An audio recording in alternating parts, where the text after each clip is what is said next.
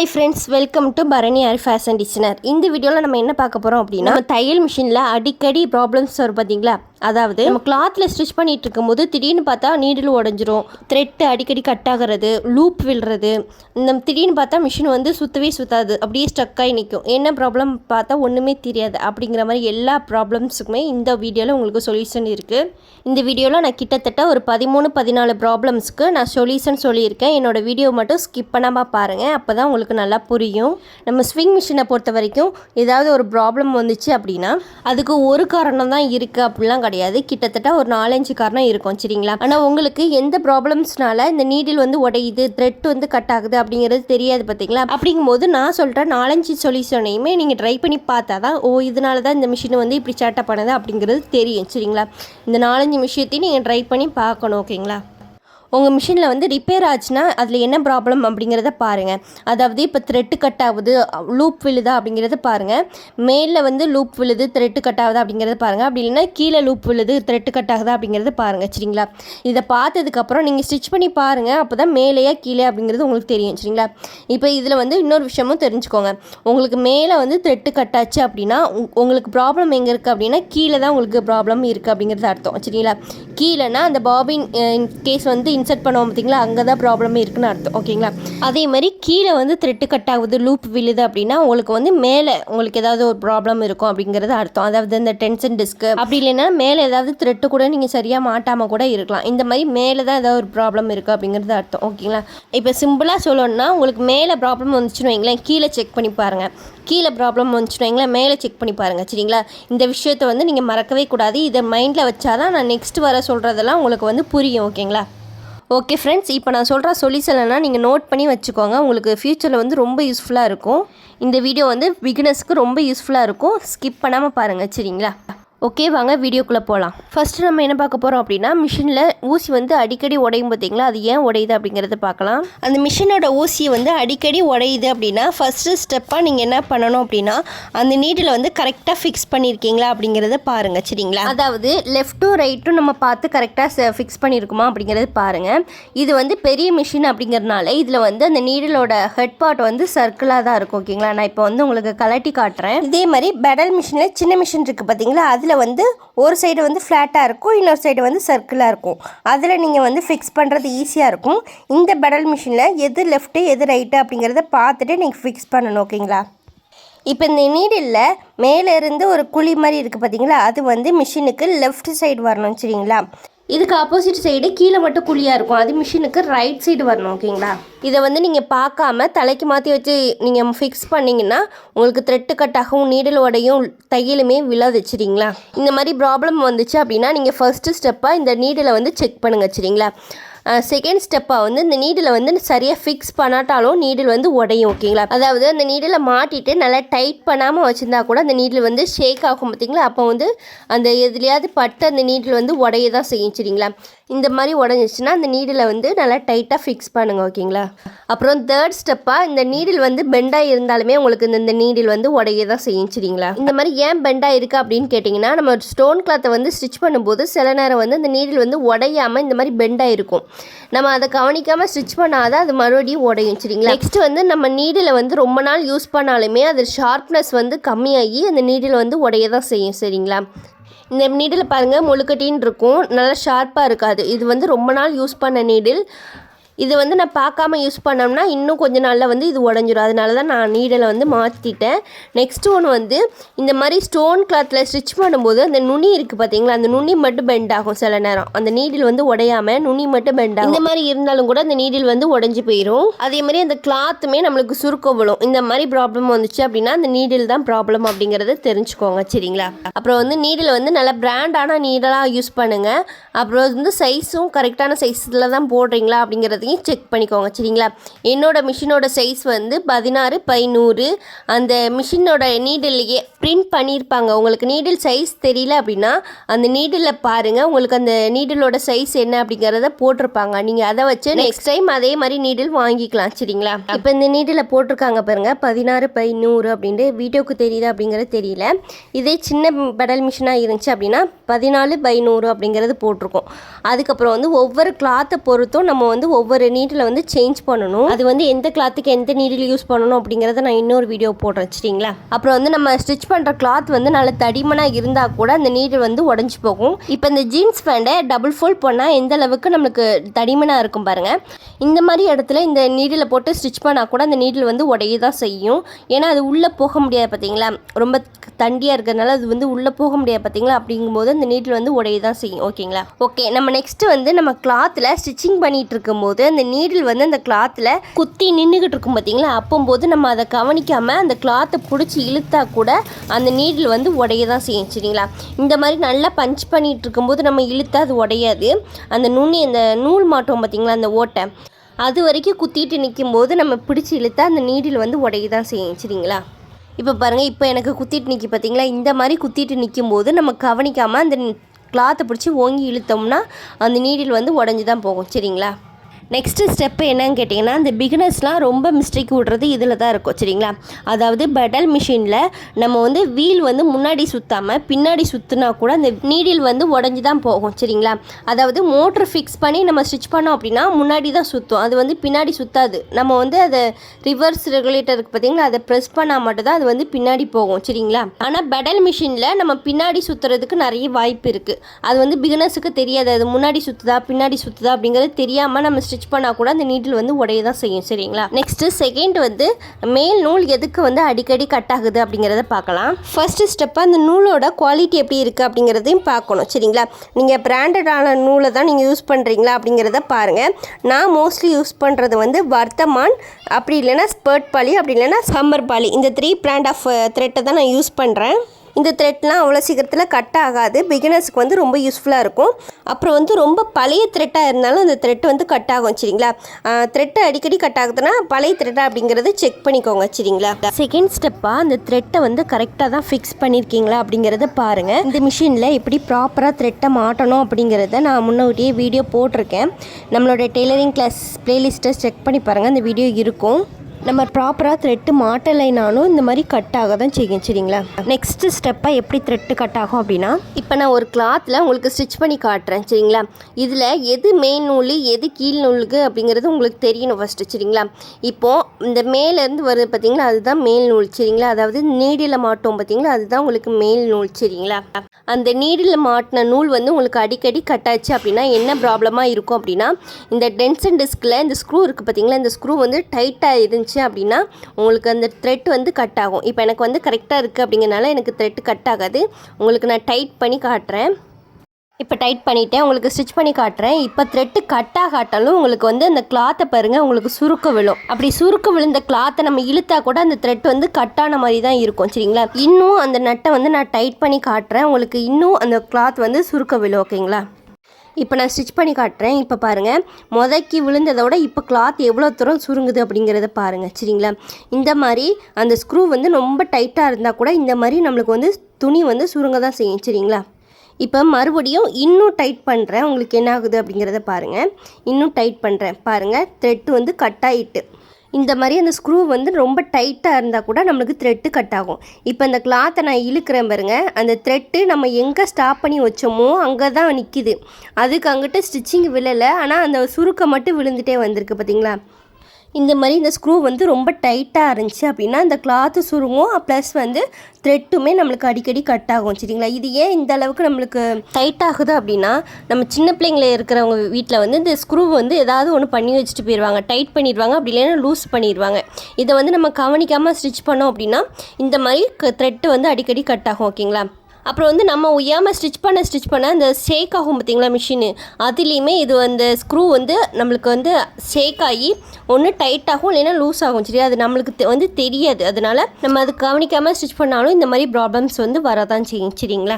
Next ஒன்று வந்து நம்மளோட ஸ்விங் மிஷின் வந்து ஃபார்வர்டில் சுற்றாமல் பேக்வேர்டில் சுற்றினா கூட அந்த த்ரெட்டு வந்து கட் ஆகும் ஓகேங்களா. இப்போ நான் வந்து அந்த மிஷினை வந்து ரிவர்ஸில் சுற்றி காட்டுறேன். அதாவது பிகினர்ஸ் வந்து மோஸ்ட்லி இந்த மாதிரி தப்பு பண்ணுவாங்க. இப்போ அந்த த்ரெட்டு கட் ஆகிட்டு பார்த்தீங்களா, அதாவது பிகினர்ஸுக்கு அது ஃபார்வர்டில் சுற்றுதா பேக்வேர்டு சுற்றுதா அப்படிங்கிறது தெரியாது. அது தெரியாமலேயே சுற்றிக்கிட்டு இருப்பாங்க, பார்த்தா த்ரெட் வந்து கட் ஆகிரும். அது வந்து இந்த மாதிரி பேக்வேர்டில் சுற்றினாலும் த்ரெட் வந்து கட் ஆக தான் செய்யும் சரிங்களா. நெக்ஸ்ட் ஒன்று வந்து நம்ம ஸ்பீடாக சுற்றுறோம்னு வைங்களேன், அப்போது இந்த நூல் கண்டு இந்த மாதிரி தான் சுற்றும். அந்த மாதிரி சுற்றும் போது கூட இந்த ஸ்பூல் பின் இருக்குது பார்த்தீங்களா, அதில் த்ரெட்டு சுற்றும். த்ரெட்டு சுற்றி கூட அந்த த்ரெட்டு வந்து நம்மளுக்கு மேலே வந்து கட்டாக தான் செய்யும் சரிங்களா. அதனால நம்ம கண்ட்ரோலுக்கு மீறி இந்த மிஷினை வந்து ஸ்பீடாகவும் சுற்றக்கூடாது ஓகேங்களா. அப்புறம் வந்து இந்த மாதிரி தடிமனான கிளாத்தை நம்ம ஸ்டிச் பண்ணால் கூட அந்த த்ரெட் வந்து கட்டாக தான் செய்யும் சரிங்களா. நம்ம ஃபஸ்ட்டே பார்த்தோம் பார்த்தீங்களா, அந்த நீடில் வந்து தடிமனான கிளாத்தை ஸ்டிச் பண்ணால் அந்த நீடில் உடையும் அப்படி சொல்லியிருந்தேன் பார்த்தீங்களா. அதே மாதிரி தான் இந்த தடிமனான கிளாத்தை ஸ்டிச் பண்ணால் அந்த கிளாத்துமே த்ரெட்டுமே கட்டாகும் ஓகேங்களா. இந்த மாதிரி ஜீன்ஸ் பேண்ட் ஸ்டிச் பண்ணுறதுக்கு இன்னும் குவாலிட்டியான நூல்லாம் இருக்குது. அந்த நூலை வச்சு தான் நம்ம இந்த ஜீன்ஸ் பேண்ட்டு ஸ்டிச் பண்ணணும். அதேமாரி நீடிலுமே நம்ம சேஞ்ச் பண்ணணும். ரெண்டையுமே சேஞ்ச் பண்ணாமல் நம்ம ஸ்டிச் பண்ணால் நீடிலுமே உடையும், அதேமாரி த்ரெட்டுமே கட்டாகும் ஓகேங்களா. நெக்ஸ்ட்டு லாஸ்ட்டு ஸ்டெப்பாக இந்த ஃபீட் டாக் இருக்குது பார்த்திங்களா, அந்த ஹோல் அதுக்குள்ளே டஸ்ட்டு போய் அதிகமாக அடைஞ்சிருந்தாலும் த்ரெட்டு கட்டாகும், அதேமாதிரி நீடிலுமே உடையும். அதை வந்து 2 வீக்ஸ் ஒன்ஸ் அப்படி இல்லைனா மந்த்லி ஒன்ஸ் அதை வந்து க்ளீன் பண்ணிகிட்டே இருங்க. நீங்கள் ஸ்டிச் பண்ணுறதை பொறுத்து க்ளீன் பண்ணுங்கள். ஓகே, நம்ம தேர்டாக பார்க்க போகிறது வந்து கீழ் நூல் வந்து அடிக்கடி ஏன் கட் ஆகுது அப்படிங்கிறத பார்க்கலாம். ஃபஸ்ட்டு ஸ்டெப்பாக அந்த பாபினில் நூல் சுற்றுவீங்க பார்த்தீங்களா, அது வந்து நீங்கள் ப்ராப்பராக ஈவனாக சுற்றிருக்கீங்களா அப்படிங்கிறத பாருங்கள் சரிங்களா. அன்ஈவனாக சுற்றினாலும் கூட அந்த த்ரெட் வந்து கட் ஆகும், அதுமாரி லூப்புமே விடும் சரிங்களா. நெக்ஸ்ட்டு வந்து பிகினர்ஸ்லாம் பாபினில் த்ரெட்டு சுற்றுறதுக்கு கஷ்டமாக இருக்குது அப்படின்ட்டு இந்த மாதிரி கையாலேயே சுற்றுவாங்க. அந்த மாதிரி கையால் சுற்றினாலுமே நம்மளுக்கு வந்து த்ரெட்டு கட் ஆகும், லூப்புமே விழும் சரிங்களா. அதனால் மிஷின்லேயே நீங்கள் சுற்றி ப்ராக்டிஸ் பண்ணுங்கள். செகண்ட் ஸ்டெப்பாக வந்து இந்த பாபினில் த்ரெட்டை சுற்றுனதுக்கப்புறம் இந்த கேஸில் வந்து இன்சர்ட் பண்ணுவீங்கள்ல, அது வந்து கரெக்டாக தான் அந்த த்ரெட்டை வந்து இன்சர்ட் பண்ணியிருக்கீங்களா அப்படிங்கிறத பாருங்கள் சரிங்களா. அந்த த்ரெட்டு வந்து இந்த மாதிரி அந்த கேஸில் வந்து சிக்கியிருந்தாலும் கூட உங்களுக்கு வந்து த்ரெட்டு கட் ஆகும். நான் இப்போ வந்து உங்களுக்கு இழுத்து காட்டுறேன் பாருங்கள். அந்த த்ரெட்டு எதில் மாட்டியிருக்கு பாருங்கள், இந்த பின் இருக்குது பார்த்தீங்களா, இந்த பின்னில் மாட்டியிருக்கு சரிங்களா. இப்போ நம்ம வந்து அந்த இழுத்தோம் அப்படின்னா அந்த த்ரெட்டு வந்து கட் ஆக தான் செய்யும். அந்த இது வந்து தையல் வந்து விழாது சரிங்களா, இந்த மாதிரி கட் ஆகி தான் விழும்.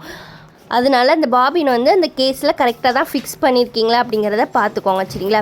அந்த பாபின்லேருந்து வர நூலையும் அந்த கேஸில் வந்து கரெக்டாக தான் ஃபிக்ஸ் பண்ணியிருக்கீங்களா அப்படிங்கிறத பாருங்கள். எங்கேயுமே சிக்காமல் இருக்கணும் சரிங்களா. அந்த மாதிரி கரெக்டாக ஃபிக்ஸ் பண்ணிவிட்டு கீழே வந்து மாட்டிக்கோங்க. ஒன்ஸ் டைம் இந்த மாதிரி இழுத்தும் பார்த்துக்கோங்க, கரெக்டாக தான் வருதா அப்படிங்கிறது பார்த்துக்கோங்க சரிங்களா.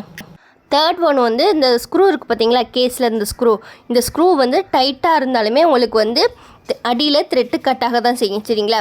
டைட்டாக இருந்துச்சு அப்படின்னா லூஸ் பண்ணிக்கோங்க, ரொம்ப லூஸாக இருந்துச்சுன்னா அதை வந்து லைட்டாக டைட் பண்ணிக்கோங்க சரிங்களா. அந்த ஸ்க்ரூ வந்து ரொம்ப டைட்டாக இருந்துச்சு அப்படின்னா உங்களுக்கு த்ரெட்டு அடியில் கட் ஆகும் சரிங்களா.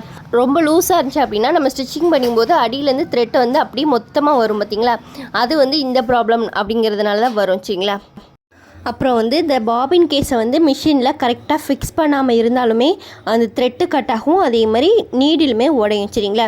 இந்த மாதிரி ஃபிக்ஸ் பண்ணிவிட்டு நல்லா ப்ரெஸ் பண்ணி விட்ருங்க. ப்ரெஸ் பண்ணும்போது ஒரு சவுண்டு கேட்கும் சரிங்களா. அந்த மாதிரி சவுண்டு கேட்டால் தான் நீங்கள் வந்து பாபினை வந்து நீங்கள் கரெக்டாக ஃபிக்ஸ் பண்ணியிருக்கீங்கன்னு அர்த்தம் ஓகேங்களா. நெக்ஸ்ட்டு ஸ்டெப்பாக இந்த பாபின் கேஸ் இன்சர்ட் பண்ணுற அந்த அலைன்மெண்ட் இருக்குது பார்த்தீங்களா, இந்த ஷட்டில் பாட்டு, இது வந்து உங்களுக்கு தேஞ்சு போனாலுமே உங்களுக்கு வந்து இந்த த்ரெட்டு கட் ஆகும், அதே மாதிரி நீடிலுமே உடையும் சரிங்களா.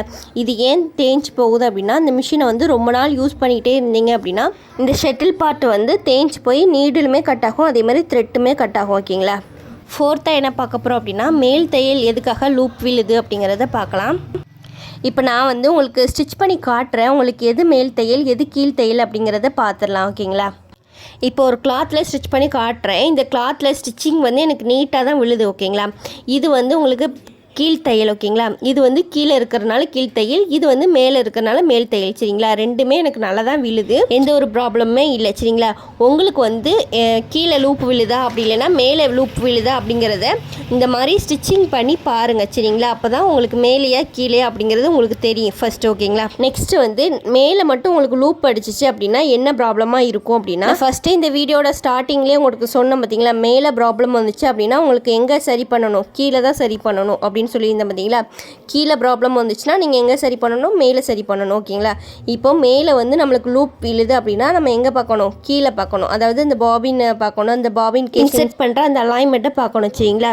ஃபர்ஸ்ட் ஸ்டெப்பாக என்ன பார்க்கலாம் அப்படிங்கிறத பார்க்கலாம். இந்த பாபின்லேருந்து வர த்ரெட்டை இழுத்து பாருங்கள், உங்களுக்கு ஃப்ரீயாக வருதா இல்லை டைட்டாக வருதா அப்படிங்கிறத பாருங்கள் சரிங்களா. இப்படி இழுத்து பார்க்கும்போது உங்களுக்கு ரொம்ப ஃப்ரீயாக வந்துச்சுன்னு வைங்களேன், அந்த பாபின் கேஸில் உள்ள அந்த நட்டு வந்து லூஸாக இருக்குது அப்படிங்கிறது அர்த்தம். அப்போ அதை டைட் பண்ணணும் சரிங்களா. அதை வந்து இந்த மாதிரி இழுத்து பாருங்கள், மேல் நூலையும் இழுத்து பாருங்கள், கீழ் நூலையும் இழுத்து பாருங்கள். உங்களுக்கு அந்த ரெண்டு நூலுமே ஈக்குவலாக வரணும், அதாவது ஈக்குவல் ப்ரெஷரில் வரணும். ஏதாவது ஒன்று டைட்டாக வருது இல்லைன்னா லூஸாக வருது அப்படின்னா அதை மட்டும் சரி பண்ணுங்கள் சரிங்களா. நெக்ஸ்ட்டு ஸ்டெப் என்ன அப்படின்னா, அந்த பாபினில் த்ரெட்டை கரெக்டாக சுற்றி அந்த கேஸில் கரெக்டாக தான் இன்சர்ட் பண்ணியிருக்கீங்களா அப்படிங்கிறதையும் செக் பண்ணிக்கோங்க சரிங்களா. நெக்ஸ்ட்டு ஸ்டெப் வந்து இந்த ஃபீட்பேக் இருக்குது பார்த்தீங்களா, அதில் தூசி படிஞ்சிருந்தால் நம்மளுக்கு த்ரெட்டு கட்டாகவும் நீடில் உடையும், அதேமாதிரி மேலேயும் லூப் விழும் கீழேயும் லூப் விழும் சரிங்களா. இந்த மாதிரி மிஸ்டேக் வந்துச்சுன்னா இந்த ஃபீட்பேக் நம்ம மிஷினை வந்து க்ளீன் பண்ணி போடணும் ஓகேங்களா. ஓகே, நம்ம நெக்ஸ்ட் பார்க்க போகிறது வந்து கீழ் தையல் ஏன் லூப் விழுது அப்படிங்கிறத பார்க்கலாம். இப்போ நமக்கு கீழே லூப் விழுந்துச்சு அப்படின்னா நம்ம எங்கே பார்க்கணும், மேலே தான் பார்க்கணும் சரிங்களா. இப்போ மேலே எதை பார்க்கணும் அப்படின்னா இந்த டென்ஷன் டிஸ்கை பாருங்கள். இது வந்து நம்மளுக்கு டைட்டாக இருந்தால் என்ன ப்ராப்ளம் வரும் அப்படிங்கிறது தெரியும் பார்த்தீங்களா. நான் முன்னாடியே சொல்லிட்டேன், அதாவது த்ரெட்டு கட்டாகும் துணியும் சுருங்கும் ஓகேங்களா. இப்போ லூஸாக இருந்துச்சுன்னா கண்டிப்பாக அது லூப் விழும் ஓகேங்களா. அதாவது நம்ம ஸ்டிச்சிங் பண்ணிகிட்டு இருக்கும்போது நூல்கண்லேருந்து நம்மளுக்கு எவ்வளோ த்ரெட்டு வேணும் அப்படிங்கிறத இதுதான் டிசைட் பண்ணணும் சரிங்களா. அந்த ஸ்க்ரூவை வந்து ரொம்ப லூஸாக வச்சுருந்தோம் அப்படின்னா நம்மளுக்கு வந்து ரொம்ப த்ரெட்டு வந்து நம்மளுக்கு வந்து கீழே தான் உங்களுக்கு லூப் அடிக்கும் ஓகேங்களா. நெக்ஸ்ட்டு ஸ்டெப் வந்து அந்த டென்ஷன் டிஸ்கில் கரெக்டாக நூலை ஃபிக்ஸ் பண்ணியிருக்கீங்களா அப்படிங்கிறதையும் பார்த்துக்கோங்க சரிங்களா. ஏன்னா அதை வந்து நம்ம மாட்டிட்டோம் அப்படின்னு நினச்சி கேர்லெஸ்ஸாக பார்க்காம ஸ்டிச் பண்ணோம் அப்படின்னா அப்போயுமே அந்த லூப் விழ தான் செய்யும் சரிங்களா. அப்போ நீங்கள் என்ன பண்ணுறீங்க, ஃபுல் த்ரெட்டையுமே மிஷின்லேருந்து எடுத்துகிட்டு மறுபடியும் ஃபர்ஸ்ட்லேருந்து மாட்டி பாருங்கள் சரிங்களா. அப்படி மாட்டும்போது அந்த டென்ஷன் டிஸ்கில் இந்த மாதிரி பண்ணுங்கள், அதாவது கொஞ்சம் ஷேக் பண்ணுங்கள், அப்போ தான் அந்த த்ரெட்டு உள்ளே போய் கரெக்டாக உட்காரும் சரிங்களா. நம்மளுக்கு ஸ்டிச்சிங்கும் அழகாக விழும். நெக்ஸ்ட்டு வந்து இந்த தையலோட லென்த் வந்து கரெக்டாக இருக்கா அப்படிங்கிறத பாருங்கள். அது வந்து 1.5 அப்படி இல்லைன்னா 2க்குள்ளே தான் இருக்கணும் சரிங்களா. இது வந்து மோஸ்ட்லி எல்லா ட்ரெஸ்ஸுக்குமே நம்ம யூஸ் பண்ணலாம்.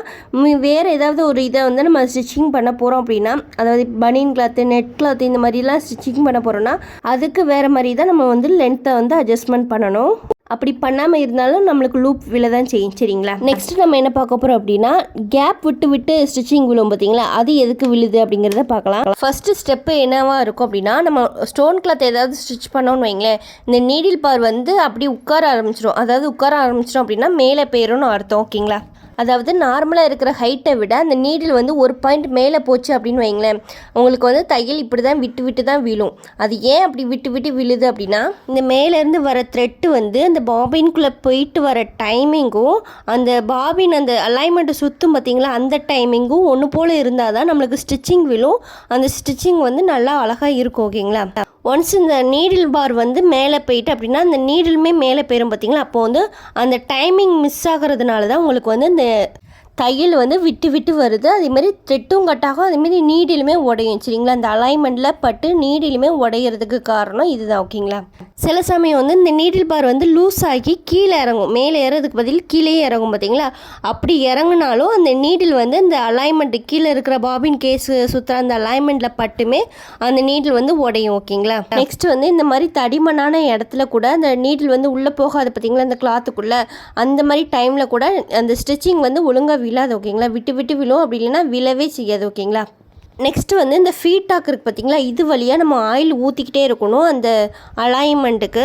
அப்படி ஊற்றாமல் இருந்தாலும் அந்த செட்டில் பார்ட் இருக்குது பார்த்தீங்களா, அது வந்து ஸ்டக் ஆகி நம்மளுக்கு வந்து ஸ்டிச்சிங் வந்து சரியாக விழாது. அதனால ஆயில் வந்து கண்டிப்பாக ஊற்றிடுங்க சரிங்களா. வீக்லி ஒன்னாவது கண்டிப்பாக அந்த மிஷினுக்கு ஊற்றிடுங்க. நெக்ஸ்ட்டு நம்ம என்ன பார்க்க போகிறோம் அப்படின்னா, நம்ம தைக்கும் போது அதிகமாக சவுண்டு ஏன் வருது அப்படிங்கிறத பார்க்கலாம். இந்த ஷட்டில் பார்ட்டில் ஏதாவது நூல் சிக்கியிருந்தால் கூட நம்மளுக்கு சத்தம் அதிகமாக கேட்கும். அதேமாதிரி மிஷின் வந்து ரிவர்ஸில் சுற்றுனாலும் நம்மளுக்கு சத்தம் வந்து கேட்க தான் செய்யும் சரிங்களா. அப்புறம் வந்து மிஷினை வந்து ரொம்ப வருஷம் நம்ம யூஸ் பண்ணாலும் சத்தம் வந்து கேட்க தான் செய்யும் சரிங்களா. இந்த மிஷின் ஏன் ரொம்ப வருஷம் யூஸ் பண்ணால் சவுண்டு கேட்குது அப்படின்னா, அதுக்குள்ளே இருக்கிற அந்த ஸ்பேர் பார்ட்ஸ்லாம் அந்த தேய்ச்சி போயிடும் பார்த்தீங்களா, அதனாலையும் அந்த சவுண்டு வந்து கேட்க தான் செய்யும் சரிங்களா. அப்புறம் வந்து முக்கியமாக ஆயில் ஊற்றாமல் இருந்தால் கண்டிப்பாக சவுண்டு அதிகமாக கேட்கும் சரிங்களா. அதனால் ஆயிலும் ஊற்றிடுங்க. நெக்ஸ்ட்டு நம்ம தைக்கும் போது ஏன் துணி அடிக்கடி சுருங்குது அப்படிங்கிறத பார்க்கலாம். ஃபஸ்ட்டு இந்த மிஷினோட நீடில் வந்து ஷார்ப்னஸ் இல்லாமல் இருந்தாலும் நம்மளுக்கு துணி சுருங்க தான் செய்யும் சரிங்களா. நான் ஃபஸ்ட்டே சொன்னேன் பார்த்தீங்களா, இந்த நீடில் வந்து ஷார்ப்னஸ் இல்லாமல் இருந்தாலும் துணி சுருங்கும் அப்படி சொல்லியிருந்தேன்ல.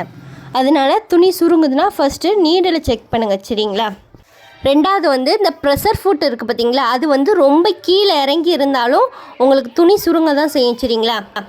அதாவது அந்த ப்ரெஷர் ஃபுட் வந்து ரொம்ப டைட்டாக இருந்துச்சு அப்படின்னா உங்களுக்கு அந்த துணி வந்து நகர விடாமல் பிடிச்சி வச்சுருக்கோம் பார்த்தீங்களா, அதனாலையும் துணி வந்து சுருங்க தான் செய்யும் ஓகேங்களா. நெக்ஸ்ட்டு வந்து நம்ம ஸ்டிச்சிங் பண்ணுற கிளாத்து பின்னாடி போகாமல் அப்படியே ஸ்டக்காகி ஏன் நிற்கி அப்படிங்கிறத பார்க்கலாம். ஃபஸ்ட்டு வந்து இந்த ஃபீட்டாக் இருக்குது பார்த்தீங்களா, அதுக்குள்ளே இருக்கிற அந்த பல்செட்டு டீத் புல்லர் இருக்குது பார்த்தீங்களா, அது வந்து தேய்ச்சி போனாலுமே நம்மளுக்கு வந்து அந்த துணியை வந்து தள்ளி கொடுக்காது ஓகேங்களா.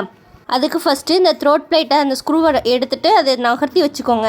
ஃபஸ்ட்டு அந்த டீத் புல்லரை சுற்றி எதுவும் டஸ்ட் எதுவும் இருக்கா அப்படிங்கிறத பாருங்கள். டஸ்ட் இருந்தாலும் நம்மளுக்கு வந்து துணியை வந்து பின்னாடி தள்ளாது.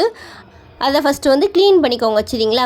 நெக்ஸ்ட்டு வந்து இந்த இருக்குது பார்த்திங்களா டீத் புல்லர், இது தான் நம்ம ஸ்டிச்சிங் பண்ணுற கிளாத்தை வந்து பின்னாடி தள்ளும். ஆனால் மிஷின் வந்து நம்மளுக்கு முன்னாடி தான் சுற்றும், ஆனால் இது வந்து பின்னாடி தான் நம்மளை கிளாத்தை வந்து தள்ளி விடும். அந்த வேலை இது தான் பார்க்குது சரிங்களா. இது வந்து தேஞ்சு போனாலும் நம்மளுக்கு வந்து கிளாத்தை பின்னாடி தள்ளி கொடுக்காது. அப்புறம் வந்து இந்த பாபின் கேஸ் இன்சர்ட் பண்ணுற அந்த அலைன்மெண்ட் இருக்குது பார்த்திங்களா, அதில் ஏதாவது த்ரெட்டு சுற்றி இருந்தால் கூட நம்மளுக்கு வந்து கிளாத்தை வந்து பின்னாடி தள்ளாது. அதனால கிளாத்தை வந்து பின்னாடி போகலை அப்படின்னா இதையுமே செக் பண்ணுங்கள் சரிங்களா. அப்புறம் வந்து இந்த மாதிரி தடிமனான கிளாத்தை ஸ்டிச்சிங் பண்ணும்போது கூட அந்த கிளாத் வந்து பின்னாடி போகாது. சில சமயம் ஒரே இடத்துல ஸ்டிச்சிங் பண்ணுற மாதிரி இருக்கும். அது ஏன் அப்படின்னா அந்த ப்ரெஷர் ஃபுட் இருக்குது பார்த்திங்கன்னா, அது ரொம்ப டைட்டாக இருந்தாலும் இந்த மாதிரி ப்ராப்ளம் வரும். அதை வந்து கொஞ்சம் லூஸ் பண்ணிவிட்டு ஸ்டிச்சிங் பண்ணுங்கள், கரெக்டாக வரும் ஓகேங்களா.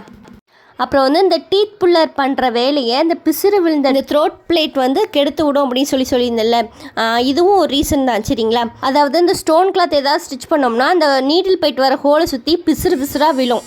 இப்போ என் கையில் இருக்கிற த்ரோட் பிளேட்டை பாருங்கள், அந்த நீடில் போயிட்டு வர ஹோலை சுற்றி ஒரே பிசுறாக இருக்கும்.